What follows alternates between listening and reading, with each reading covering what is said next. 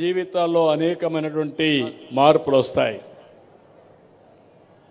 అట్టకాకుండా మన ఆలోచన విధానంలోనే 5 ఏళ్లకు ఒకరిని మార్చేద్దామని ఆలోచిస్తే దానివల్ల నష్టం ఎక్కువ వస్తుంది.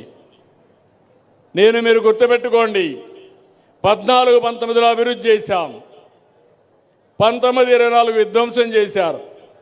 ఇప్పటికి 2 ఏళ్ళు అవుతా ఉంది, 2వ సంవత్సరం. చేసిన విధ్వంసాన్ని కరెక్ట్ చేయడానికే సరిపోతా ఉంది. అది మళ్ళీ ఇంకొక 6 నెలల సంవత్సరం ఇప్పుడు రెవెన్యూ ఉంది, ఇంకా 1 ఇయర్ పడుతుంది. అంటే దగ్గర దగ్గర 3 ఏళ్లు పట్టింది ఒక విధ్వంసాన్ని కరెక్ట్ చేయడానికి. మళ్ళీ వచ్చి ఇంకొక విధ్వంసాలు చేస్తే అవి కరెక్ట్ చేసుకుంటా పోతే ఎప్పటికీ పరిష్కారం అవుతాయని అడుగుతున్నా. ఒక విధ్వంసం పోలవరం, అదే 21లో పూర్తి అవ్వాల్సిన ప్రాజెక్టు 27కు పోయింది.